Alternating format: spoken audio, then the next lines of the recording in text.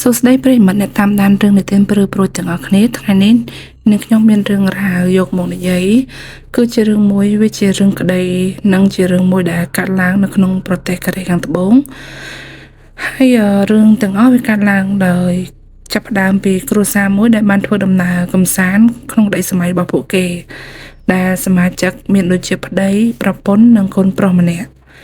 ដែលពួកគេទាំង3នាក់បានទៅលេងកោះឆេជូដែលដំណើរកំសាន្តនេះវាប្រព្រឹត្តទៅរលូននិងមានសេចក្តីសុខមែនទែនរហូតដល់មានរឿងមួយកើតឡើងចំពោះគ្រួសារមួយនេះហេតុការណ៍នោះគឺឪពុកដែលជាសមាជិកនៃគ្រួសារនេះបានបាត់ខ្លួនបន្ទាប់ពីក្រុមប៉ូលីសបានស៊ើបអង្កេតទៅបានឃើញថាវាមិនមែនជាករណីបាត់ខ្លួនធម្មតាទេវាអាចជាករណីឃាតកម្មអ្នកទាំងអស់គ្នាហើយឃាតករក្នុងអំពើឃាតកម្មនេះបានយកបំណែកនៃសាកសពយកទៅបោះចោលតាមកន្លែងផ្សេងៗគ្នាក្នុងប្រទេសកូរ៉េខាងត្បូងកាលនោះណាហើយវាជារឿងក្តីមួយដែលធ្វើឲ្យប្រជាជនកូរ៉េស្អប់ឃាតករជាទីបំផុតហើយដូច្នេះតើរឿងក្តីនេះវានឹងទៅជាយ៉ាងណានាងខ្ញុំនឹងធ្វើការបកស្រាយក៏ដូចជាជំរាំតលទាំងអស់គ្នានៅពេលបន្តិចទៀតនេះក៏យូយ៉ងខេសរឿងក្តីដែលប្រជាជនកូរ៉េស្អប់ទូទាំងប្រទេសរឿងទាំងអស់គឺផ្ដើមចេញពីខេត្តឆេជូដែលគេស្គាល់ថាជាកោះឆេជូអ្នកទាំងអស់គ្នាវាជាខេត្តមួយដែលគ្រប់គ្រងដោយកូរ៉េខាងត្បូងដែលស្ថិតនៅខាងត្បូងនៃប្រទេសកូរ៉េនិង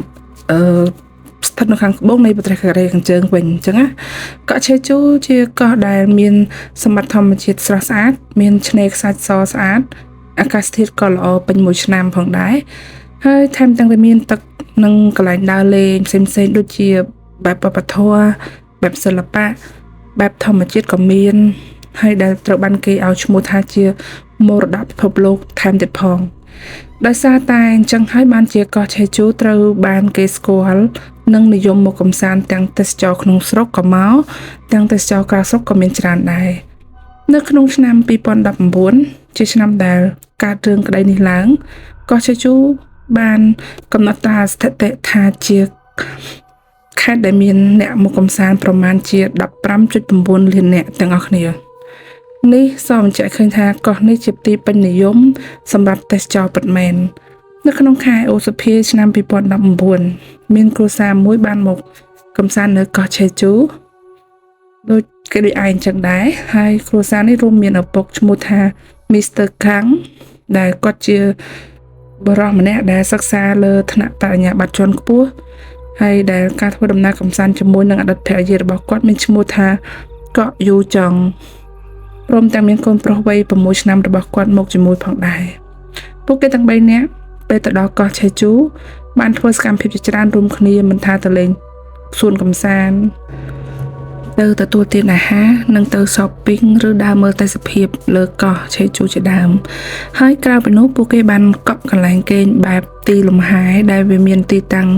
ឆ្ងាយពីកោះទៅភាគខាងកើតប្រមាណជា20 គីឡូម៉ែត្រទាំងអស់គ្នាដែលផ្ទះដែលពួកគេជួលដើម្បីសាកនៅនោះគឺជាទីប្រជុំជនមិនសូវមានទេសចរនិងហាងលក់ដូរធំឬក៏ល្បីៗប្រមាណទេសូម្បីតែប្រជាករនៅទីនោះក៏មិនសូវជាមានច្រើនកកដូចនៅក្នុងទីក្រុងដែរដែលផ្ទះលំហែហ្នឹងវាជាផ្ទះដែលមានសភាពស្ងប់ស្ងាត់ស័ក្តិសមនឹងភ្ញៀវដែលគាត់បញ្ចូលចិត្តភាពបញ្ញាញ៉ៃអញ្ចឹងណា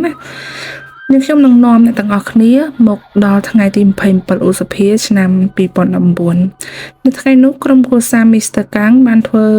ការតំណែងទៅ Mr. Kang អត់បានពួកគេមានអារម្មណ៍ថាប្លែកយ៉ាងមិនដឹងដោយសារ Mr. Kang ចូលចិត្តខលទៅប្រាប់អ្នកផ្ទះពីអ្វីដែលខ្លួនបានធ្វើនិងបានជួបជាប្រចាំតែគ្រួសារ Mr. Kang បានធ្វើការតំណែងជាមួយ Mr. Kang បានចុងក្រោយនោះគឺនៅថ្ងៃ25ឧសភាឆ្នាំ2019ឬនិយាយស្រួលយល់គឺ2ថ្ងៃមុននេះឯងហេតុនេះគ្រួសារ Mr. Kang មានការព្រួយបារម្ភជាខ្លាំងដែលតើតងគាត់មិនបានដល់ទៅ2ថ្ងៃហើយណាហើយអ្វីដែលគួរឲ្យបារម្ភនោះគឺ Mr. Kang បានទៅកំសាន្តជាមួយអតីតភរិយាព្រមទាំងកូនដោយគ្រួសារបារម្ភថាពួកគេមានរឿងរ៉ាវឆ្លោះគ្នាអីទៅដឹងបានជាស្ងាត់ឈឹងចឹងហើយគ្រួសារ Mr. Kang បានតតងទៅកាន់ប៉ូលីសនៅកោះឆេជូហ្នឹងឲ្យទៅត្រួតពិនិត្យមើលថា Mr. Kang មានសុខទុក្ខបែបណាដែរអញ្ចឹងណាតែពេលដែលប៉ូលីសបានទៅត្រួតពិនិត្យស្រាប់តែប្រទះឃើញថាអ្នកនាងកក់យូចុង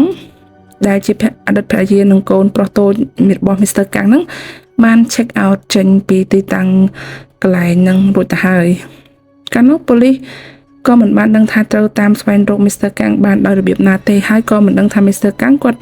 ទៅនៅទីណាមួយនៃកោះឆេជូដែរប៉ុន្តែនៅពេលដែលប៉ូលីសបានធ្វើការស៊ើបអង្កេតលម្អិតមែនទែនទៅស្រាប់តែប្រទះឃើញថារឿងក្តីនេះវាមិន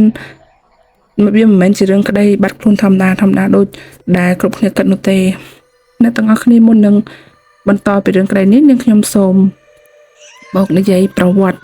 និង background ត្រួសរបស់អតីតភរិយានិងកូនតូចរបស់ Mr. Kang ជាមុនសិនដោយ Mr. Kang គាត់ជានិស្សិតសិក្សាថ្នាក់បរិញ្ញាបត្រជាន់ខ្ពស់ហើយគាត់គឺជាកូនរបស់គ្រួសារមួយដែលកំពុងធ្វើការវិจัยស្រាវជ្រាវលើគម្រោងអីមួយដែលចិត្តនឹងចប់ផងដែរដោយការសិក្សាថ្នាក់បរិញ្ញាបត្រជាន់ខ្ពស់នេះវានឹងជួយឲ្យអាជីពការងាររបស់លោកទទួលបានការគ្រប់គ្រងនិងការជឿជាក់យ៉ាងខ្លាំងអ្នកទាំងអស់គ្នាប្រហែលជាឆ្ងល់ហើយមែនទេថា Mr. Kang និងអតីតភរិយាស្គាល់គ្នាតាមរយៈអ្វីមែនទេពួកគេបានស្គាល់គ្នាតាមរយៈការធ្វើការដោយស្ម័គ្រចិត្តមួយជាមួយគម្រោងរបស់សាកលវិទ្យាល័យដែលយូចុងជាមិត្តភក្តិរបស់ Mr. Kang ហ្នឹងមកតង់ទៀតហើយប្អូនរបស់ Mr. Kang ហ្នឹងក៏ស្គាល់នឹងយូចុងហ្នឹងច្បាស់ដែរហើយយូចុងគឺជាកូនរបស់អ្នកធុរកិច្ចធំមួយដែលជាធុរកិច្ចជួលឡានឲ្យក្រុមហ៊ុនមួយហើយតាំងពីស្គាល់គ្នាមកពួកគេបានធ្វើការតាក់ទងនិងមានការវិវត្តទំនាក់ទំនងហើយក៏សម្រេចតាក់ទងជាគូស្នេហ៍នៅអាយុប្រហែលជា26ឆ្នាំទាំងអស់គ្នាបន្ទាប់ពីចាប់ផ្ដើមស្រឡាញ់គ្នាពួកគេបានស្រឡាញ់គ្នាហ្នឹងគឺស្រឡាញ់ខ្លាំងមែនទែនទៅណាទៅណីទៅជាមួយគ្នារហូតមិនដែលឃ្លាតគ្នាសូម្បីតែបន្តិចដោយ Mr. Kang គាត់ជាមនុស្សដែលចូលចិត្តការសរសេរនិពន្ធជាជីវិតទៅហើយទើបធ្វើឲ្យគាត់នឹងបាននិពន្ធប្រឡងចូលគ្រប់ស្ថាប័នមិនថាការប្រកួតនិពន្ធតាមសាលាឬគម្រោងដែលរដ្ឋាភិបាលបានបើកការប្រកួតក្តីគឺគាត់បានចូលរួមទាំងអស់ហើយប្អូនប្រុសរបស់គាត់ក៏បានចូលរួមដែរហើយមិត្តស្រីរបស់គាត់ក៏ដែលជាយូចុងក៏បានចូលរួមដែរហើយអ្នកទាំងអស់គ្នានៅពេលដែលគាត់ធ្លាប់ចូលរួមប្រកួតដែលខាងរដ្ឋាភិបាលបានដាក់ធ្វើហ្នឹងគឺប្រធានបទគេហ្នឹងឈ្មោះ Screen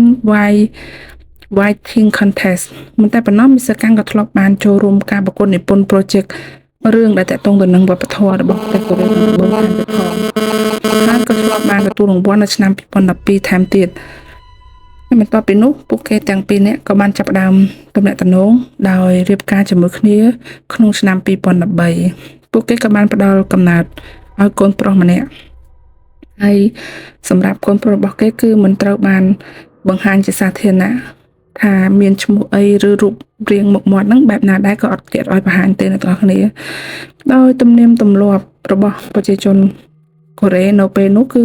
ប្រកាន់ជាប់ថាមនុស្សប្រុសត្រូវចេញមករកលុយដើម្បីផ្គត់ផ្គង់គ្រួសាររីឯភរិយានៅផ្ទះមើលផ្ទះសម្បែងនិងមើលកូនក៏ដូចជាទៅ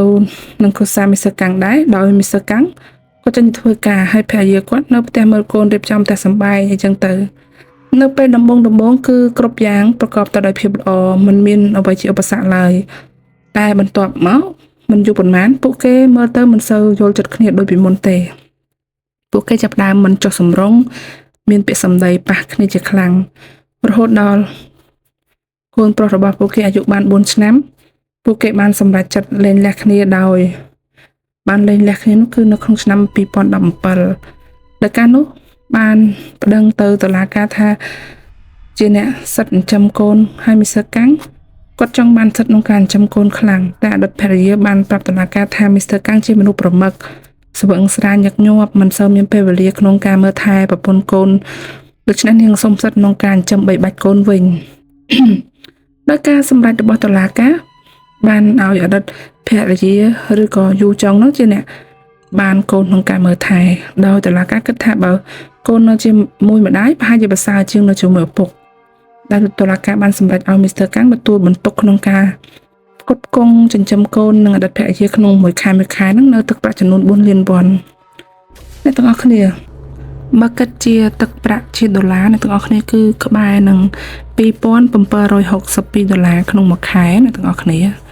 ដោយកំណត់ឲ្យ Mr. Kang អាចទៅជួបកូនបាន2ដងក្នុងមួយខែ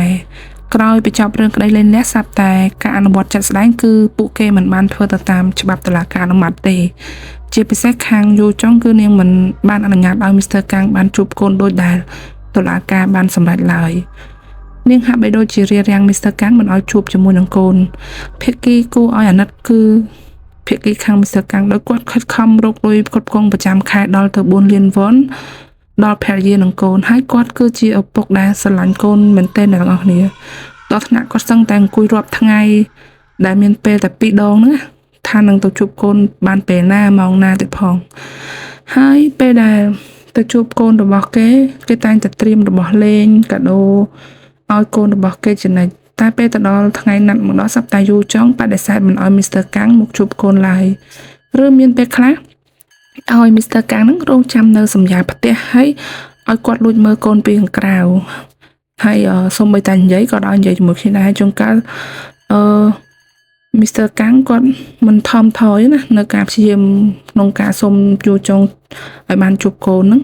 នៅចន្លោះពេលនោះដែរ Mr. Kang គាត់បានយករឿងនេះទៅប្រាប់បងប្អូននិងសាច់ញាតិរបស់គាត់ថាកូនរបស់គាត់ហ្នឹងគួរឲ្យស្រឡាញ់ណាមានមុខមាត់សង្ហាហើយថែមទាំងជាក្មេងឆ្លាតទៀតផងអីចឹងណាហើយគេថែមទាំងបញ្ជាក់ទៀតថាកូនរបស់គេគឺជាកាដូដ៏ស្រស់ត្រកាលហើយជាសេចក្តីសុខមួយដ៏ធំធេងសម្រាប់គាត់ដែលគាត់មិនដែលធ្លាប់មានពីមុនមកអីចឹងណាហើយកន្លងមកជាយូរ Mr. Kang មិនសូវបានជួបកូនប្រហែលទេរហូតដល់ពេលមួយយូចង់គាត់ move on ហើយគាត់ជួបស្នេហ៍ថ្មីហើយនាងបានរៀបការជាមួយនឹងបុរសថ្មីហើយបានផ្លាស់ប្ដូរលំនៅទៅនៅរួមជាមួយនឹងគ្រួសារថ្មីរបស់គាត់នៅទីក្រុងសុងជូក្នុងខេត្តចុងឆុងខាងជើងដោយកត្តាដែលនាងបានផ្លាស់ប្ដូរលំនៅនេះធ្វើឲ្យ Mr. Kang គាត់មានសង្ឃឹមក្នុងការប្តឹងទៅតុលាការថាការសម្រេចរបស់គាត់លើកមុនមិនបានជួបកូនដោយដែលតុលាការបានសម្រេចទេហើយដូចនេះម្ដាយរបស់គេក៏រៀបការថ្មីទៀតដែរអញ្ចឹងតុលាការក៏ទទួលបានរឿងនឹងមកឬក៏គាត់ព្រមានទៅកាន់យូចុងថាត្រូវតែធ្វើការសម្រេចឲ្យដូចតាមអ្វីដែលតុលាការឲ្យធ្វើហើយកំណត់ថ្ងៃពេលវេលាណាជាក់លាក់ឲ្យ Mr. Kang នឹងបានជួបកូនឲ្យពិតប្រាកដហ្មងណាហើយហេតុនេះហើយបានធ្វើឲ្យ Mr. Kang គាត់មានសង្ឃឹមក្នុងការជួបកូនប្រុសរបស់គាត់ឡើងវិញធ្វើឲ្យនៅក្នុងខែឧសភាឆ្នាំ2019 Mr. Kang បានអង្វរករសុំទៅជួបកូនប្រុសរបស់គាត់ការអង្វរកររបស់ Mr. Kang ធ្វើឲ្យយូចុងគាត់ចិត្តទន់ព្រមឲ្យបានជួបជាមួយកូនហើយនាងក៏លើកស្នើមកថាអញ្ចឹងយើងរៀបចំដំណើរកម្សាន្តមួយទៅដើម្បីឲ្យបានជួបជុំគ្នាដើម្បីកូនម្ដងគឺទៅលេងកោះឆេជូនឹងឯងមិនដែរពេលនោះ Mr. Kang គាត់រំភើបក្នុងចិត្តជាអណែកគាត់អត់បានគិតអីច្រើនទេព្រោះពេលដែលគាត់មានពេលពេញលេញជាមួយកូនគឺគាត់ឆ្លើយព្រមភ្លាមតែម្ដងអ្នកទាំងអស់គ្នាហើយគាត់ចង់និយាយរឿងមួយអ្នកទាំងអស់គ្នា Mr. Kang គាត់អត់ដែលបានដែលនិយាយអាក្រក់ពីប្រពន្ធនេះគឺគាត់និយាយតែល្អពីនាងយកទៅប្រាប់មិត្តភ័ក្តិឬគ្រួសាររបស់គាត់អីចឹងណាបន្ទាប់ពីអតីតភរិយាបានស្នើឲ្យមានដំណើរកម្សាន្តនោះ Mr. Kang ក៏បានយករឿងនេះទៅដំណើរប្រាប់អ្នកផ្ទះរបស់គាត់ផងដែរហើយថ្ងៃដែលពួកគេបានណាត់គ្នាក្នុងការធ្វើដំណើរកម្សាន្តក៏មកដល់នោះគឺថ្ងៃទី25ឧសភាឆ្នាំ2019ដោយការណាត់នេះគឺធ្វើដំណើរចេញពីផ្ទះគឺរៀងខ្លួនអត់ទៅជាមួយគ្នាទេគឺទៅជួបគ្នានៅកោះឆេជូតែម្ដងហើយពេលបានទៅដល់ភ្លាមហ្នឹងគឺទៅញ៉ាំអីជាមួយគ្នាដើរលេងសួនកម្សាន្តចូលហាង shopping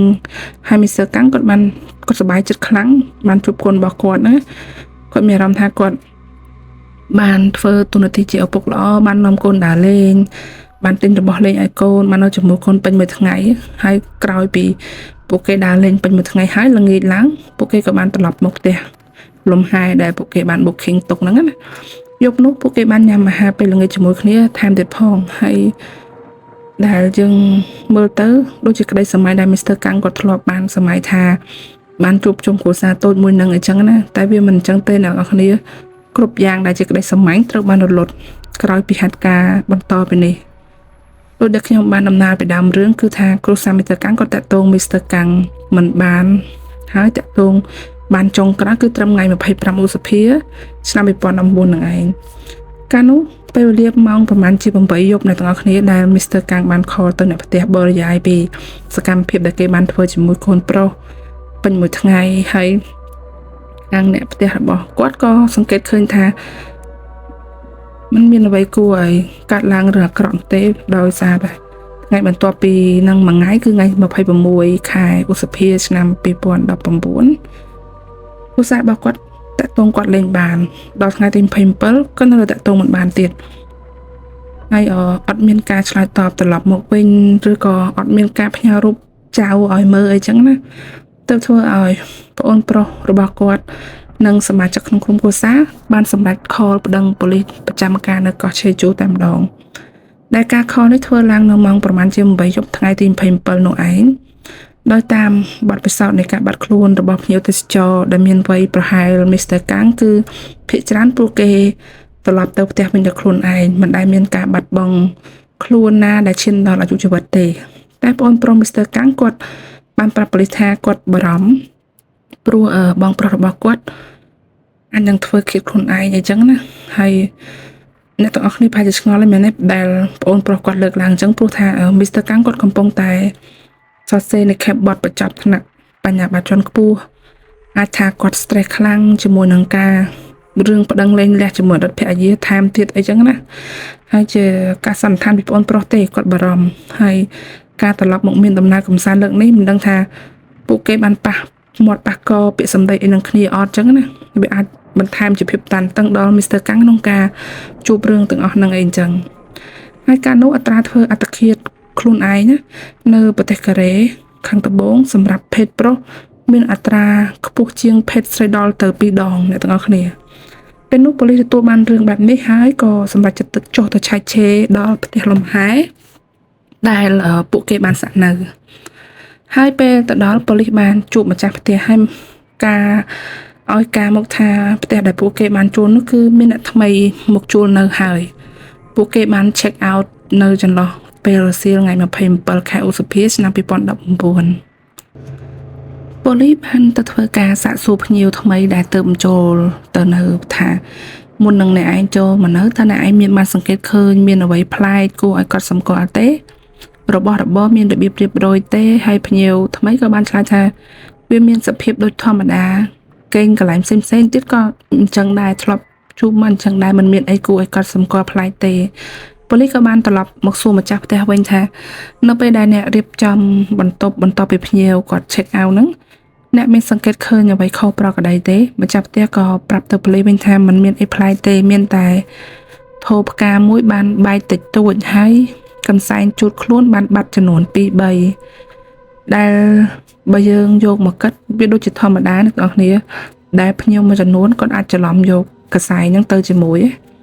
ពេលដែលពួកគេរៀបចំអីវ៉ាន់ទៅផ្ទះទៅអីវិញអញ្ចឹងណាអ្នកនរគ្នាបន្ទាប់មកប៉ូលីសក៏ធ្វើការខលទៅយូចង់តែដោយខលហ្នឹងគឺខលទាំងយប់ហ្នឹងតែម្ដងយប់ថ្ងៃ27ហ្នឹងហើយប៉ូលីសបានសួរថាតើអ្នកនាងកំពុងនៅទីណាហើយ Mr. កាំងបានទៅជាមួយអ្នកនាងអត់នៅពេលដែលយូចុងគាត់ឆ្លើយសំណួរប៉ូលីសសម្លេងរបស់នាងហាក់បីដូចជានិយាយរដេបរដប់ហើយរៀងអួលដើមកណាដូចមនុស្សរកកលចង់យំអញ្ចឹងនាងប្រាប់ទៅប៉ូលីសថានៅរសៀលថ្ងៃ27ឧសភាឆ្នាំ2019ហ្នឹង Mr. កាំងព្យាយាមប៉ងរំលោភនាងនៅយប់នោះតែនាងក៏តស៊ូមិនព្រមឲ្យគេរំលោភនាងបានឡើយរហូតដល់ពួកគេបានឆ្លោះគ្នាប៉ះសម្ដីគ្នាហើយពួកគេក៏បានចាក់ចេញពីគ្នាតែម្ដងហើយនាងក៏បានយកកូនត្រឡប់មកផ្ទះវិញហើយក៏មិនដឹងថា Mr. កាំងគាត់ទៅណាបន្តទៀតដែរដោយនាងបាននិយាយថាពេលដែលនាងត្រឡប់មកវិញ Mr. កាំងបានផ្ញើសារមកនាងថែមទៀតផងវាដូចជាសារមួយដែលទទួលស្គាល់កំហុសដែលគេបានពងរំលោភនាងហើយគេថាអាចមកពីគេមានអារម្មណ៍ថាភ្ញាក់ផ្អើលពេលដែលនាងនឹងរៀបការថ្មីហើយនេះគឺជាអ្វីដែលយូចង់បានប្រាប់ទៅកាន់ប៉ូលីសណាពេលប៉ូលីសបានព្យាយាមខលយូចង់ថាតើអ្នកអាចមកប៉ុស្តិ៍នគរបាលឆេជូបានទេដើម្បីចូលខ្លួនបំភ្លឺរឿងនេះបានអត់មកនិយាយទល់មុខគ្នាដែលនាងបដិសេធទៅវិញថានាងមិនអាចមានភាពងាយស្រួលក្នុងការទៅបំភ្លឺទេព្រោះនាងបានត្រឡប់មកផ្ទះ ខាងប្តីនាងវិញទៅហើយអីចឹងណាមកដល់ត្រង់ចំណុចនេះទាំងអស់គ្នាប៉ូលីសបានព្យាយាមស៊ើបពី Mr. កាំងដោយខាងគ្រួសាររបស់គាត់និងក្រុមប៉ូលីសសង្ឃឹមថា Mr. កាំងនៅមានជីវិតនៅឡើយអញ្ចឹងណាអ្នកទាំងអស់គ្នាប្រហែលជាឆ្ងល់ហើយមែនទេថាហេតុអីបានជាប៉ូលីសមិនឆែកកាមេរ៉ាសុវត្ថិភាពនៅផ្ទះលំហែហ្នឹងតែម្ដងទៅគឺអញ្ចឹងអ្នកទាំងអស់គ្នាដោយសារតែកន្លែងផ្ទះលំហែហ្នឹងគឺអត់មានបានដាក់កាមេរ៉ាសុវត្ថិភាពអីទេប៉ូលីសក៏បានផ្លាស់ប្ដូរការឆែកឆេរព័ត៌មានពីទូរស័ព្ទរបស់ Mr. កាំងវិញរហូតដល់ប៉ូលីសបានឆែកទៅឃើញថាឡានរបស់ Mr. កាំងបានចតនៅហាងទំនិញមួយកន្លែងនៅពេលដែលធ្វើការឆែកឆេរឡានគឺមិនមានផុសតាំងអ្វីបន្ថែមឡើយដែលអាចចង្ហុលបង្ហាញឲ្យឃើញថាហេតុអីបានគាត់យកមកចតនៅហ្នឹងហើយ Mr. កាំងហ្នឹងគាត់ទៅណាបន្តទៀតអីចឹងណានៅពេលដែលប៉ូលីសកំពុងតែស្វែងរកនិងធ្វើការស៊ើបអង្កេតនោះខាងគ្រួសារ Mr. កាំងដែលនាំមុខដោយប្អូនប្រុសរបស់គាត់ហ្នឹងគឺគាត់ថាប៉ូលីសធ្វើការវិយឺតយ៉ាវមែនតើដូចជាអត់បានការសាច់ការអីចឹងណាទៅប្អូនប្រុសរបស់ Mr. កាំងបានចុះតាមរកបងប្រុសជាមួយនឹងប៉ូលីសដែរហើយគេថែមទាំងរកឃើញផតតាងដែលវាមានប្រយោជន៍ដល់ការស៊ើបអង្កេតមែនទែននោះគឺផតតាងដែលបានមកពីរូបភាពកាមេរ៉ាសុវត្ថិភាពក្បែរកន្លែងផ្ទះលំហែហ្នឹងអញ្ចឹងនៅផ្ទះលំហែហ្នឹងអត់មានទេប៉ុន្តែបងប្រុសហ្នឹងព្យាយាមទៅរកអាក្បែរហ្នឹងអញ្ចឹងណាអ្នកទាំងអស់គ្នា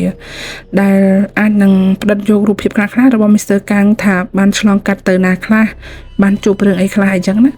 បងប្រុស Mr. កាំងពេលដែលគាត់ប្រមូលបានវីដេអូពីកាមេរ៉ាសុវត្ថិភាពក្បែរនោះហើយគាត់ក៏បកគល file ហ្នឹងដាក់ឲ្យសមត្ថកិច្ចប៉ូលីសហ្នឹងឯងបន្ទាប់ពីសមត្ថកិច្ចទទួលបាន file ទាំងនោះយកមកសមត្ថកិច្ចក៏ចាប់ផ្ដើមធ្វើការឆែកឆេរពីវេលាម៉ោងដែលពួកគេបានឆ្ងល់ជាក់ស្ដែងថានៅថ្ងៃ25ឧសភាឆ្នាំ2019ហ្នឹងសមត្ថកិច្ចឃើញថា Mr. កាំងបានធ្វើដំណើរចូលកន្លែងគេនៅផ្ទះលំហែរបស់គេនោះតែមិនឃើញចេញមកវិញសោះអត់ឃើញចេញទៅណាទេឃើញចូលថ្ងៃ25រួចហើយបាត់សមោលឆឹងអត់មានឃើញចេញមានអីទេខុសពីអ្វីដែលប៉ូលីសបានដឹងពីពួកគេថាដែលយូចុងគាត់និយាយថាចេញពីផ្ទះលំហែនៅថ្ងៃ26ឧសភាឆ្នាំ2019ជាមួយកូនប្រុសនៅម៉ោងប្រហែល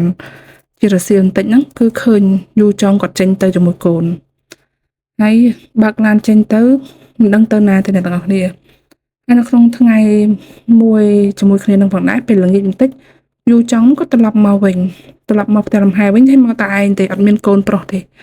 អញ្ចឹងក្រោយមកកាមេរ៉ាសុវត្ថិភាពចាប់យកនៅក្នុងថ្ងៃទី27ឧសភាថារយៈពេលរសៀលបន្តិចហ្នឹងយូចុងបានបើកឡានចេញទៅក្រៅម្ដងទៀតហើយចេញពីផ្ទះមកក៏ចេញមកតែឯងដែរដែលវាត្រូវនឹងការឲ្យការរបស់នាងថានាងបានចែកផ្លូវគ្នាជាមួយ Mr. កាំងនោះឯងតែទោះបីជាពិនិត្យនឹងតាមដានយ៉ាងណាក៏សមត្ថកិច្ចនៅតែមិនឃើញវត្តមានរបស់ Mr. កាំងចេញពីកន្លែងស្នាក់នៅឡើយហើយនេះធ្វើឲ្យសមត្ថកិច្ចសន្និដ្ឋានថាវាអាចនឹងកើតមានរឿងដែលមិនល្អកើតឡើងហើយវាគួរតែកាត់ឡើងនៅក្នុងផ្ទះលំហែនឹងតែម្ដងពេលនោះក្រុមប៉ូលីសមានសមត្ថកិច្ចក្រុមកសលវិច័យបានចុះទៅរកផតតាំងជាថ្មីម្ដងទៀតដែលដូចជាមានការលំបាកបន្តិចអ្នកទាំងអស់គ្នាដោយសារតែម្ចាស់ផ្ទះលំហែនឹងក៏អត់ព្រមឲ្យឆែកឆេរឡើយហើយគាត់ថាខ្លាចប៉ះពាល់ដល់អាជីវកម្មគាត់ហើយភ្ញៀវគាត់កំពុងតែស្នាក់នៅអីចឹងណាប៉ុន្តែយ៉ាងណាក៏ក្រុមសមត្ថកិច្ចគាត់ចូលទៅឆែកឆេរបានតិចតួចដែរធ្វើដោយគេធ្វើតេស្ត DNA បែប luminol test អ្នកទាំងអស់គ្នាដោយការឆែកថានៅក្នុងបន្ទប់ហ្នឹងមានដំណក់ឈាមឬស្នាមឈាមដែលត្រូវបានសម្អាតរួចអត់អីចឹងណាដែលការធ្វើ luminol test នេះគឺគេយកវត្ថុរាវរបស់ luminol ធ្វើប្រតិកម្មជាមួយធាតុដែក hemoglobin ក្នុងឈាមណាបើវាជាស្នាមឈាមដែលបានលាងសម្អាតវានឹងចេញរូបរាងឲ្យប្រទះឃើញទាំងអស់គ្នាដោយប្រើពិលបញ្ចាំងវាទៅវានឹងចេញពណ៌ភ្លឺបែបផ្ទៃមេឃចេញមកតែម្ដងក្រោយប៉ូលីសនិងសមត្ថកិច្ចធ្វើលំណតេស្តរួចធ្វើឲ្យពួកគេបានផុសតាំងថ្មីដែលឃើញសុទ្ធតែស្នាមឈាមទាំងអស់គ្នាដែលជាស្នាមឈាមក្នុងបរិមាណច្រើនមែនទែនហើយស្នាមឈាមហ្នឹងវាខ្ចាត់ខ្ចាយតាមផ្ទៃការ៉ូនិងសូហ្វាទាំងក្នុងបន្ទប់ទឹកទាំងបន្ទប់ទទួលភ្ញៀវទាំងផ្ទះបាយហើយមិនតែប៉ុណ្ណោះវាទៀតដល់ពីអានទៀតអ្នកទាំងអស់គ្នាហើយហេតុការណ៍នេះប៉ូលីសជឿថានៅផ្ទះលំហែមួយនេះវាមានកើតរឿងឬក៏អំពើហិង្សាលើរាងកាយឬក៏គិតដល់រឿងមិនល្អដែលអាចធ្វើដល់ថ្នាក់អាចថាជាឃាតកម្មអីចឹងណា ដែលជនសង្ស័យនៅក្នុងរឿងក្តីនេះគឺកិច្ចមិនផុតពីយូចុងឡើយរហូតដល់ថ្ងៃទី1មិថុនាឆ្នាំ2019ប៉ូលីសបានចេញលិខិតចាប់ខ្លួនយូចុងជាជនសង្ស័យជាផ្លូវការក្នុងរឿងក្តីសម្លាប់អតីតស្វាមីដែលជា Mr. កាំងនឹងឯងនៅពេលដែលប៉ូលីសទៅធ្វើការចាប់នាងយកទៅឃុំឃាំងគឺនាងកំពុងនៅជាមួយស្វាមីថ្មីរបស់នាងនៅទីក្រុងឆុងជូដោយនាងត្រូវបានប៉ូលីសនាំខ្លួនទៅសួរចម្លើយភ្លាមៗតែម្ដងហើយក៏មានវីដេអូដែលនាងត្រូវបានប៉ូលីសវាយខ្នោះផងដែរទឹកមុខរបស់នាងគឺសម្ដែងចេញមុខថានាងដូចជាមិនបានដឹងអីតាក់ទងនឹងរឿងក្តីនឹងទេហើយคลิปវីដេអូនោះក៏បានក្លាយទៅជាคลิป viral នៅក្នុងបណ្ដាញសង្គមអ៊ីនធឺណិតថែមទៀតផងហើយកាលនោះមានមតិដែលចេញមករិះគន់ជាពីរក្រុមគឺមានមួយក្រុមហ្នឹងគាត់ជឿជាក់ថានាងគឺជាឃាតករហើយមួយក្រុមទៀតយល់ថានាងគឺជាមនុស្សល្អបរិសុទ្ធមិនមែនជាឃាតករនោះទេដោយការដេញដោលសួរចុះឡើងរបស់ប៉ូលីសយូចង់បានបដូរពាក្យឲ្យការដល់ប៉ូលីសដែលលើកមុននាងបានរាយការណ៍ថា Mr. កាំងបានប៉ងរំលោភនាងមិនបានសម្រេចមានអ្នកទាំងអស់គ្នាហើយក៏បានចែកចាយផ្លូវគ្នាទៅតែវាក៏នៅជាដូចដើមដដែលទេដែលគាត់និយាយថា Mr. កាំងព្យាយាមរំលោភគាត់ហើយពេលនោះគាត់កំពុងតែចិត្តផ្លែអលឹកអ្នកទាំងអស់គ្នាទៅពេលដែល Mr. កាំងរងចូលមកបំពេញនាងហ្នឹងនាងក៏យកកំបិតចាក់ទៅ Mr. កាំងហើយនាងក៏មិនបានប្រាប់អីទៀតដែរប្រាប់តែរឿងប៉ុណ្្នឹងឯងហើយក្រោយមក Mr. កាំងក៏បានទៅណាមិនដឹងគាត់អត់ដឹងទេរាងកាយរបស់គេនៅណាក៏គាត់មិនដឹងដែរនាងមិនព្រមប្រាប់ឡើយ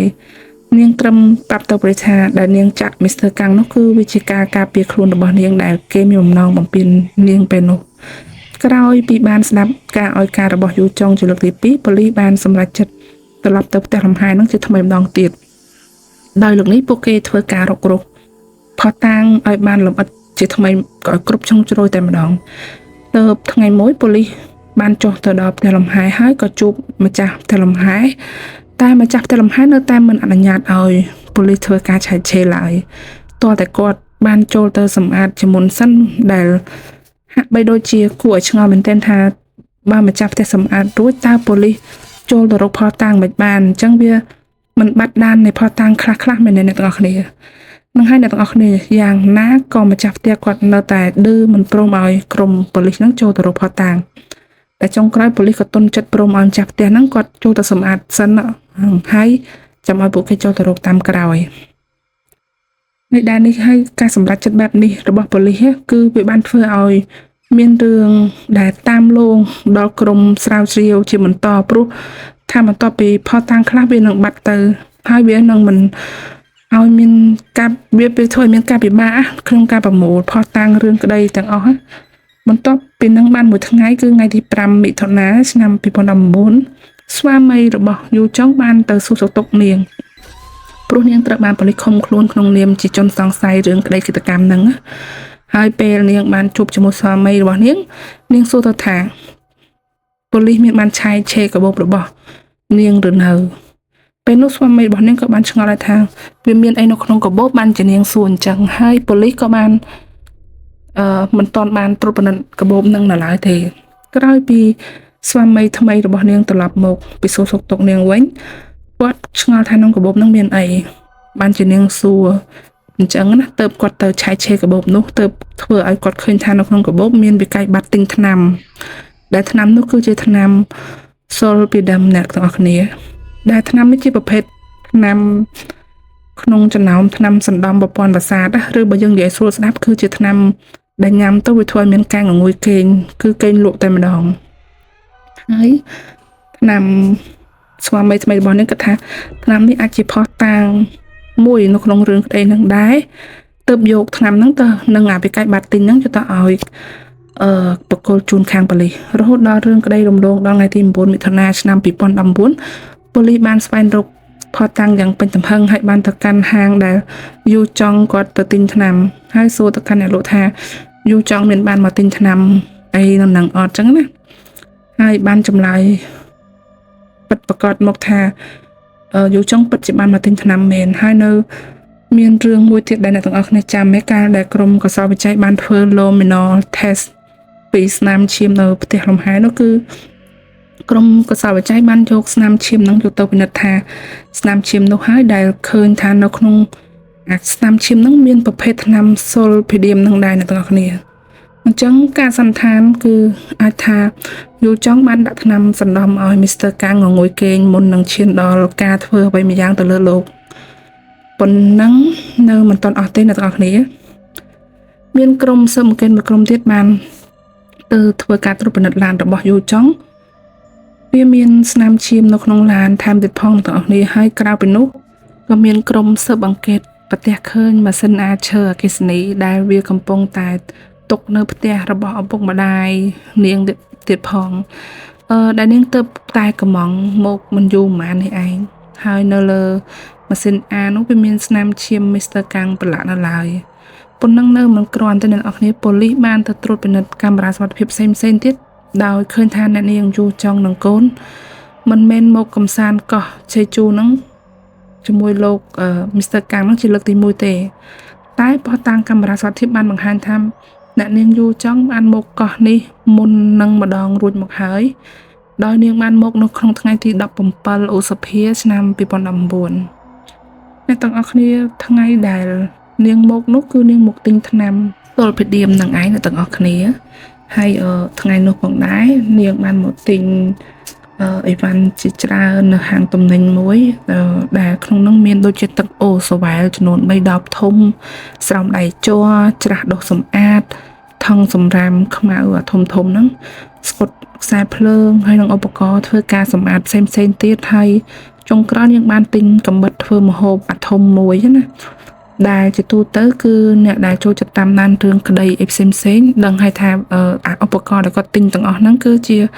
ឧបករណ៍ក្នុងការបំលែងសពរបស់ឃាតករថ្ងៃនេះផងដែរប៉ូលីសសន្និដ្ឋានថាយូចង់បានត្រៀមរឿងទាំងអស់នេះរួចទៅហើយរហូតដល់ចុងក្រោយនៃថ្ងៃណាត់ទី25ឧសភាហ្នឹងមកដល់យូចង់ក៏បាននាំកូនទៅជួបមីស្ទ័រកាំងតាមការណាត់ទៅដើរកំសាន្តក្នុងថ្ងៃនោះហើយត្រឡប់មកកាន់កន្លែងស្នាក់នៅវិញហើយរឿងដែលហួសចិត្តអ្នកទាំងអស់គ្នាគឺផ្ទះលំហែនោះគឺយូចង់គាត់ជាអ្នកធ្វើការ booking ដោយផ្ទាល់ណាហើយនាងបញ្ជាក់យ៉ាងកំហិតទៅកាន់ម្ចាស់ផ្ទះថាហាមអ្នកណាមករំខាននាងនិងគ្រួសារពួកគ្រួសារនាងនិងនាងត្រូវការភាពជា private ខ្លាំងអញ្ចឹងណាហើយនេះគឺជាហេតុផលដែលនាងរើសផ្ទះលំហែដែលមិនមានកាមេរ៉ាសុវត្ថិភាពអីទាំងអស់អញ្ចឹងណាដោយអាស្រ័យលើភស្តុតាងទាំងអស់នេះប៉ូលីសបានសន្និដ្ឋានយ៉ាងច្បាស់ថាយ៉ាងណាក៏ជាយូចង់ដែលជាឃាតករហើយនាងក៏ប្រហែលជាធ្វើឃាតមីស្ទ័រកាំងនៅផ្ទះលំហែនឹងឯងហើយប្រើប្រាស់ឧបករណ៍ដែលគាត់ត្រៀមមកធ្វើការបំផ្លាញសាកសពឬអាចថាធ្វើឲ្យសាកសពនឹងទៅជាបំណែកច្រើនបំណែកផ្សេងគ្នាអញ្ចឹងណាទៅក្រុមប៉ូលីសបានត្រឡប់ទៅស្វែងរកផុសតាំងបន្ថែមពីកាមេរ៉ាសុវត្ថិភាពនៅម្ដុំផ្ទះនោះម្ដងទៀតនៅថ្ងៃទី27ពេលរសៀលដែលយូចង់ check out នោះគឺគាត់ចង់នឹងថាតើនាងបាននាំយកអីចេញមកខ្លះហើយបានជាប្រទះរឿងមួយដែលនាងកំពុងត្រៀមចេញពីឡានហ្នឹងនាងបានយកបលីធំមួយឡើងឡានផងដែរហើយតើអាចទៅអ្នកទាំងអស់គ្នាថាអាក្នុងវលីធំហ្នឹងវាជាសាកសពរបស់មីស្ទ័រកាំងដែលនាងច្រកដាក់វលីហ្នឹងអញ្ចឹងទើបធ្វើឲ្យប៉ូលីសបានស្វែងរកកាមេរ៉ាសុវត្ថិភាពជាបន្តបន្ទាប់មកដើម្បីដឹងថាតើបន្ទាប់ពីយូចង់គាត់ចេញពីកន្លែងស្នាក់នៅតើនាងសម្ដៅទៅណាខ្លះដោយប៉ូលីសឃើញថាយូចង់នាងកំពុងធ្វើដំណើរឆ្ពោះទៅកាន់ចំណតចម្លងទូកដែលគេត្រៀមទៅកោះវ៉ាន់ដូដោយឆាយកាមេរ៉ាសុវត្ថិភាពនៅម្ដុំចម្លងទូកនោះឃើញថាយូចង់មានសកម្មភាពប្លែកៗគឺអ្វីដែលឃើញថាយូចង់គាត់កាន់នៅថង់ប្លាស្ទិកច្រើនថង់មែនទែនហើយយកថង់ទាំងនោះបោះចូលទៅក្នុងសមុទ្រដោយចោលម្ដងមួយដូចជានាងបានកំពុងបំផ្លាញផុសតាងអីម្យ៉ាងអញ្ចឹងណាទាំងអស់គ្នាដែលវាអាចថានៅក្នុងថង់នីមួយៗនោះជាបំណែកសាកសពរបស់មីស្ទ័រកាំងដែលលើកនេះនាងបានធ្វើដំណើរទៅដល់កោះវ៉ាន់ដូរួចហើយនាងក៏បានធ្វើដំណើរបន្តទៅផ្ទះឪពុកម្ដាយរបស់នាងដែលមានទីតាំងនៅក្រុងគីមបូខេត្តគីយ៉ុងគីទៅបានជាប៉ូលីសទៅស្វែងរកកាមេរ៉ាសុវត្ថិភាពហើយមើលពីសកម្មភាពរបស់យូចង់ជាបន្តដោយទៅជួបកាមេរ៉ាសុវត្ថិភាពនៅម្ដុំផ្ទះឪពុកម្ដាយរបស់នាងដែលមានរូបភាពពីកាមេរ៉ាសុវត្ថិភាពបានបង្ហាញថាយូចង់កំពុង យកថងសម្រាមធំមួយមកចោលនៅក្នុងធុងសម្រាមហើយទៅប៉ូលីសសន្និដ្ឋានថាអាចទេ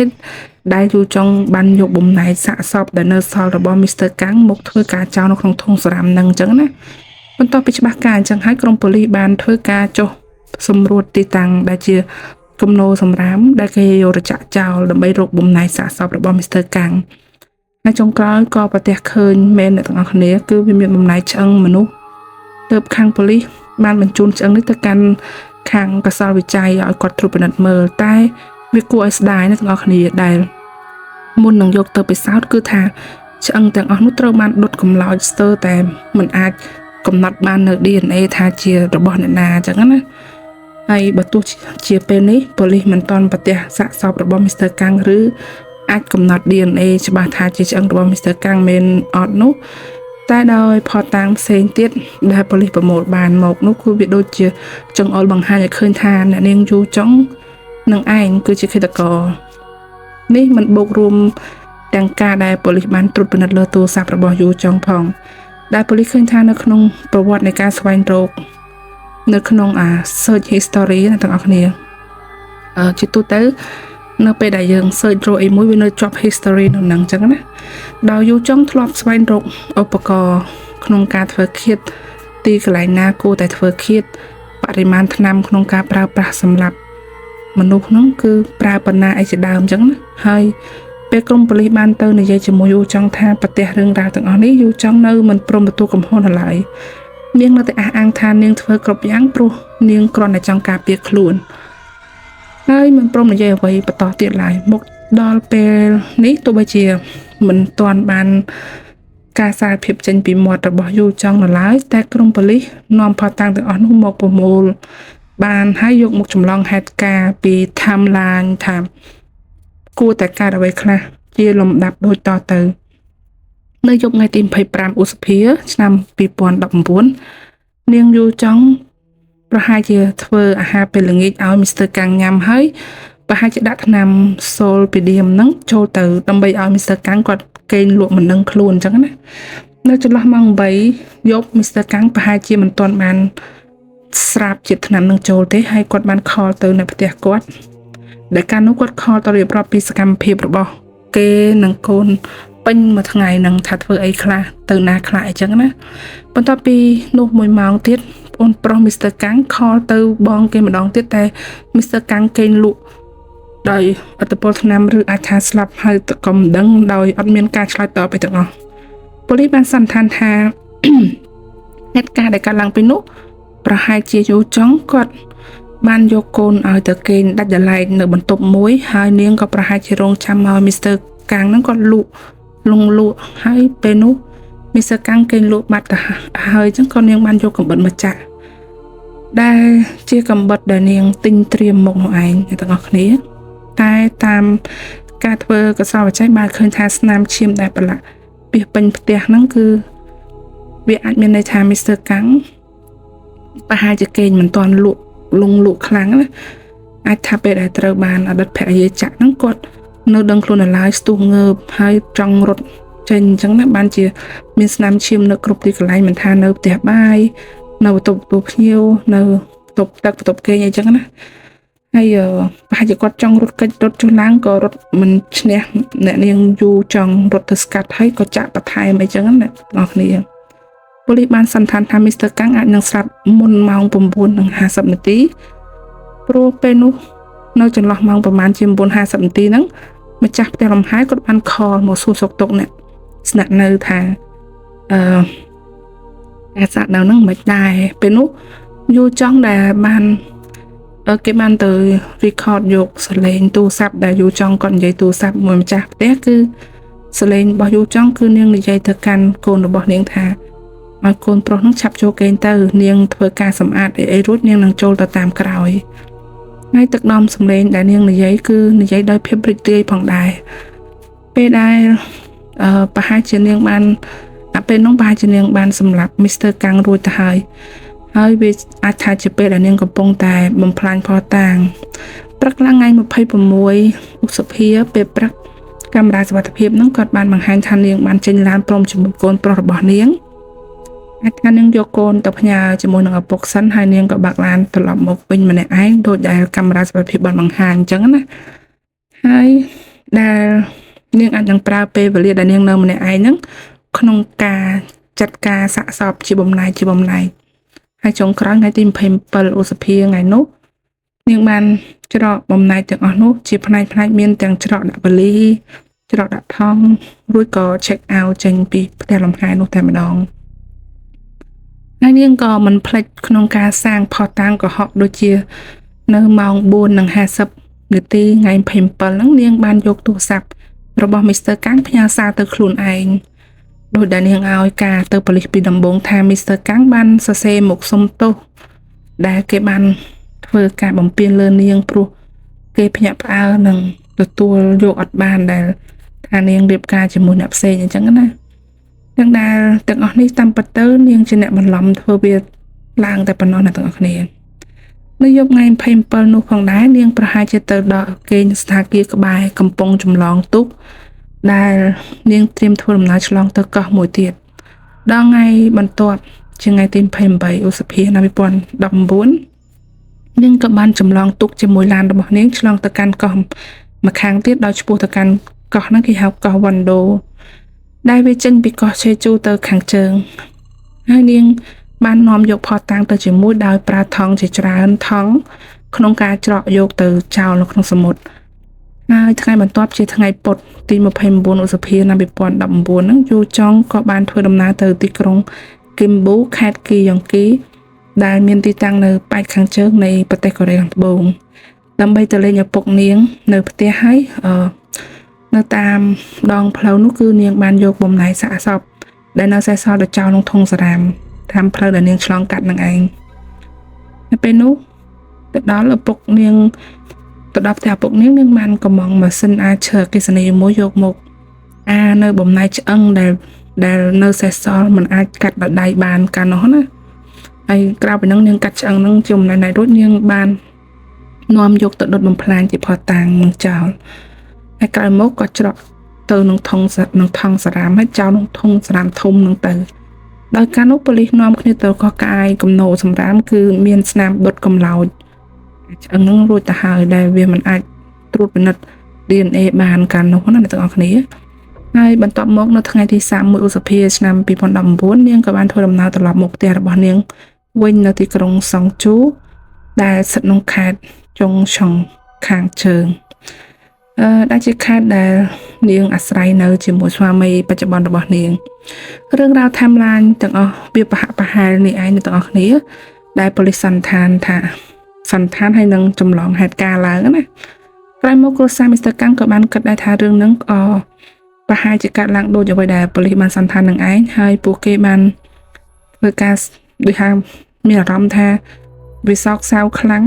ហើយក៏មានការខឹងសម្បារទៅលើយូចង់ខ្លាំងដូចគ្នាថាហេតុអីនាងហ៊ានធ្វើរឿងបែបហ្នឹងទៅរួចហ៊ានធ្វើដោយរបៀបណាអញ្ចឹងណាហើយនៅពេលនោះផងដែរច្បាប់របស់ប្រទេសកូរ៉េខាងត្បូងគឺមិនអនុញ្ញាតឲ្យបើកមុខមាត់របស់ជនរងគ្រោះក៏ដូចជាជនបង្កតែដោយគ្រូសា Mr. កាំងក៏អត់ព្រមទេអ្នកទាំងអស់គ្នាគាត់ស្នើឲ្យតុលាការបើកមុខឃាតករជាសាធារណៈព្រោះនាងបានធ្វើរឿងនៅដ៏សែនព្រៃផ្សៃមែនទែនហើយនាងបានបំផ្លាញនូវសេចក្តីសុខ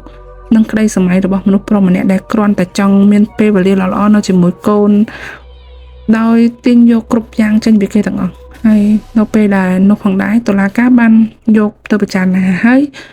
បើវាយោងទៅតាមលក្ខខណ្ឌនេះគឺអាចបើកចំហឃាតករបានដែលលក្ខខណ្ឌទាំងអស់ហ្នឹងគឺមាន4ទី1គឺរឿងក្តីដែលកើតឡើងនោះវាជារឿងក្តីប្រៃផ្សៃទី2ជារឿងក្តីដែលមានផតតាំងគ្រប់គ្រាន់ទី3ជារឿងក្តីដែលមាន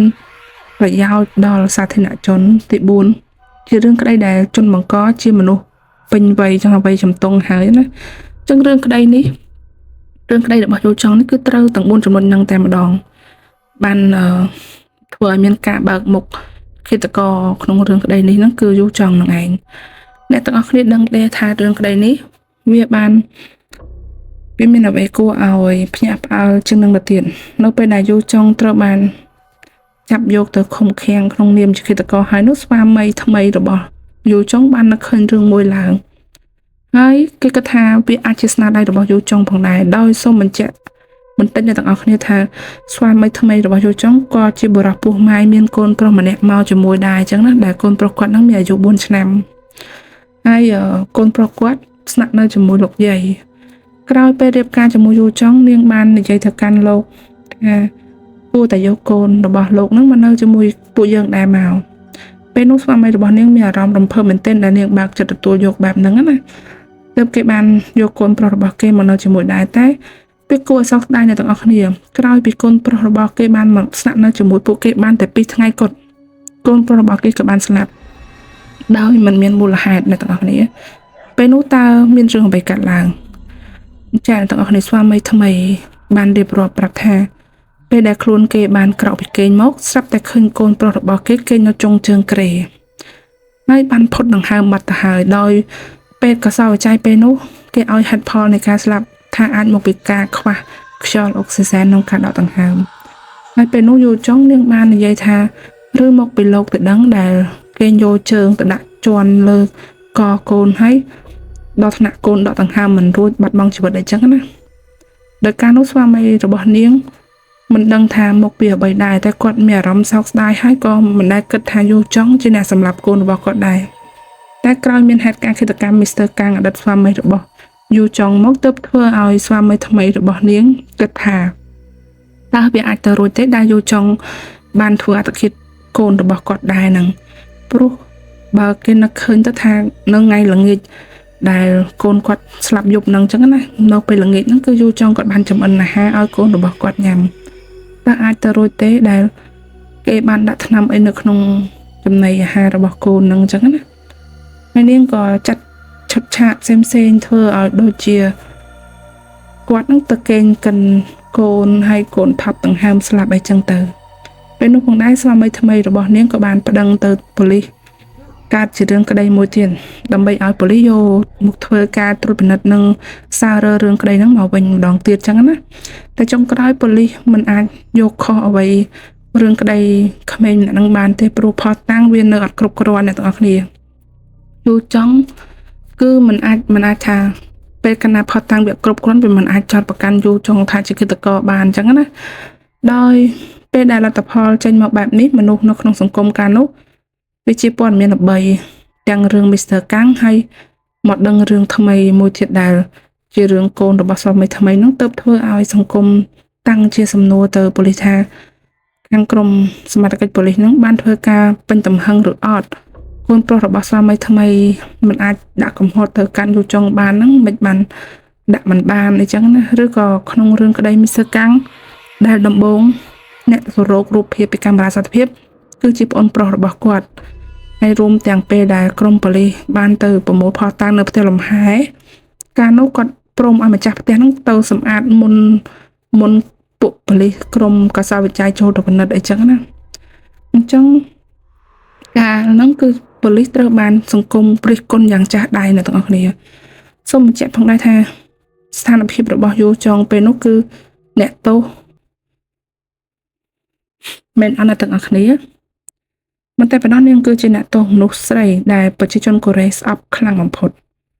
ស្អប់បែបណាមែនទាំងអស់គ្នាគឺស្អប់ដល់ថ្នាក់ពួកគេរួបរวมគ្នាឲ្យតុលាការប្រើប្រាស់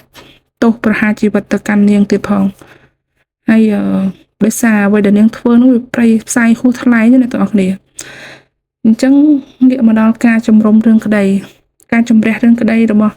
យូចុងបានធ្វើឡើងនៅថ្ងៃ12ខែសីហាឆ្នាំ2019មុនពេលដែលធ្វើការជំរះរឿងក្តីខាងប៉ូលីសក៏មិនភ្លេចក្នុងការព្យាយាមតាមរកបំណែកសាកសពរបស់មីស្ទ័រកាំងយកមកប្រកបក្នុងរឿងក្តីនឹងឲ្យបានច្រើនបំផុតដែរដើម្បីប្តឹងទៅតុលាការដោយមានការទៅជំមុជទឹកសមុទ្រក្នុងការស្វែងរកព្រមទាំងប្រើ technology ផ្សេងៗក្នុងការស្វែងរកតែចុងក្រោយគឺរកមិនឃើញទេអ្នកទាំងអស់គ្នាសមុទ្រវាធំធេងណាស់អញ្ចឹងហើយផតតាំងដែលយកមកក្នុងរឿងក្តីរបស់យូចុងហ្នឹងគឺឧបករណ៍ផ្សេងនឹងព័ត៌មានពីកាមេរ៉ាសុវត្ថិភាពអីហ្នឹងឯងតែពេលនោះមេធាវីរបស់យូចុងបានសុំតស៊ូរឿងក្តីនេះហើយសុំឲ្យតុលាការបន្ធូរបន្ថយទោសដល់នាងទៀតផងដោយក្រុមមេធាវីបានឲ្យហេតុផលបែបនេះថាទី1 ក្រុមមេធាវីអះអាងថា Mr. Kang ជាមនុស្សមានតណ្ហាខាងផ្លូវភេទអញ្ចឹងណាទី2យូចង់គាត់ជាមនុស្សម្នាក់ដែលត្រូវទទួលខុសត្រូវនិងមើលថែកូនរបស់គាត់ទី3 Mr. Kang ព្យាយាមបំពេញរំលោភយូចង់ទី4มันមានផុសតាងថាសាកសពរបស់ Mr. Kang នឹងមានពិតប្រាកដទេហើយចុងក្រោយលទ្ធផលនៃការកាត់ក្តីក៏បានចេញមកគឺវាចេញមកប្រមាណនេះអ្នកទាំងអស់គ្នាគឺនៅថ្ងៃ20កុម្ភៈឆ្នាំ2020ខាងតុលាការបានកាត់ក្តីថាយូចង់មានកំហុសពិតប្រាកដក្នុងរឿងក្តីឃាតកម្មនិងបំផ្លាញភស្តុតាងហើយទោសដែលនាងនឹងទទួលបាននោះគឺជាទោសជាប់គុកអស់មួយជីវិតអ្នកទាំងអស់គ្នាហើយក្រៅពីកាត់ក្តីរឿងនេះរួចខាងអ្នកយកព័ត៌មាននៅតែតាមដានព័ត៌មានរឿងក្តីនេះដោយបានទៅធ្វើការសុំសម្ភាសគ្រួសារ Mr. Kang ហើយសួរពីរឿងរ៉ាវទាំងអស់ដែលរឿងមួយបានបង្ហាញថាមូលហេតុដែល Mr. Kang គាត់ប្តឹងលែងលះជាមួយអតីតភរិយាដោយសារតែនាងជាមនុស្សដែលយកតែចិត្តខ្លួនឯងពូកែខឹងសម្បាហើយវាមានច្រើនដងហើយដែលនាងបានប្រើចរិតក្រោតខឹងទៅកាន់ Mr. Kang ទោះបីជានៅមុខកូនតូចក៏នាងប្រើចរិតនឹងចេញមកដែរដោយសារហេតុនេះទើប Mr. Kang គាត់អត់ព្រមមិនបានណាហើយគាត់ដាក់ពាក្យប្តឹងលេងតែម្ដងតែវាជារឿងសោកស្ដាយដែល Mr. Kang គាត់អត់បានទទួលសិទ្ធិក្នុងការចិញ្ចឹមបីបាច់ថែរក្សាកូនថែមទាំងអ្វីមួយយ៉ាងដែលខ្ញុំចង់ចែករំលែកឲ្យអ្នកទាំងអស់គ្នានោះគឺចន្លោះពេលដែលកំពុងប្រមូលផ្ដុំផតាងអីផ្សេងៗនៅក្នុងរឿងក្តីហ្នឹងមិត្តភ័ក្តិរបស់ Mr. Kang ទាំងអស់បានជួយគ្នាប្រមូលលុយក្នុងការជួយដល់គ្រួសារ Mr. Kang យកមកប្រើក្នុងការតស៊ូរឿងក្តីដើម្បីស្វែងរកយុត្តិធម៌ជូន Mr. Kang ដោយមិត្តរបស់គាត់រៀបរាប់ថា Mr. Kang ជាមនុស្សគួរឲ្យស្រឡាញ់មានទំនាក់ទំនងល្អនៅក្នុងសង្គមមានការចេះជួយមនុស្សគ្រប់គ្នាទើបធ្វើឲ្យពួកគេមានអារម្មណ៍សោកស្ដាយនឹង Mr. Kang នឹងជាខ្លាំងនៅចុងក្រោយនៃរឿងក្តីនេះខាងគ្រួសារ Mr. Kang ក៏បានបបួលគ្នារៀបចំពិធីបុណ្យសពឲ្យ Mr. Kang ទោះបីជាមិនមានប្រទះឃើញនៅបំណាច់នៃសាកសពក្តីតែពួកគេបានទៅប្រមូលយកដូចជាតសៃសក់ដែលមានជាប់នៅតាមសម្លៀកបំពាក់យកមកប្រកបពិធីតាមបែបសាសនាដើម្បីធ្វើបុណ្យជូនអញ្ចឹងណាទាំងអស់គ្នាហើយជាពិសេសសមាជិកគ្រួសារគឺឈឺចាប់បំផុតរកអ្វីព្រៀបធំបំបានចុងក្រោយរឿងក្តីនេះក៏បានចប់ត្រឹមនឹងអ្នកទាំងអស់គ្នាតែអ្នកទាំងអស់គ្នាយល់យ៉ាងណាដែរចំពោះរឿងក្តីនេះអ្នកទាំងអស់គ្នាមានមតិយោបល់បែបណាសូមកុំភ្លេចចូលមក comment ផងណានាងខ្ញុំនឹងទទួលយកទៅអានគ្រប់ comment ទាំងអស់ជាចុងក្រោយនៃរឿងរ៉ាវដែលកើតឡើងដែលខ្ញុំលើកយកមកនិយាយទាំងអស់នេះគឺសុទ្ធសឹងតែប្រមូលតាមរយៈអ៊ីនធឺណិតទាំងអស់ហើយដូចជាមិនថា paper documentary footage អីផ្សេងៗអញ្ចឹងណាទាំងអស់គ្នាហើយនៅក្នុង EP នេះវាមានភាសាកូរ៉េដែលមានឈ្មោះបុគ្គលទីកន្លែងដូច្នេះបើសិនបើនាងខ្ញុំនិយាយ pronunciation អីខុសការបញ្ចេញសម្លេងឈ្មោះអីមួយខុសសូមកុំប្រកែកប្រកាន់ណាហើយបើមានចំណុចខ្វះខាតអីក៏សូមខន្តីអភ័យទោសផងហើយសង្ឃឹមថាអ្នកទាំងអស់គ្នានឹងទទួលបានចំណៃអារម្មណ៍ថ្មីហើយសង្ឃឹមថាសុខសប្បាយទាំងអស់គ្នាចាអញ្ចឹងខ្ញុំចាប់តែប៉ុណ្ណេះឯងបាយសុខសប្បាយទាំងអស់គ្នាអ្នកទាំងអស់គ្នាបាយសូមកុំភ្លេចជួយចុច like ចុច subscribe ហើយក៏ដូចជាដាក់កណ្ដឹងផងអ្នកទាំងអស់គ្នាអូខេបាយសុខសប្បាយទាំងអស់គ្នាជម្រាបលា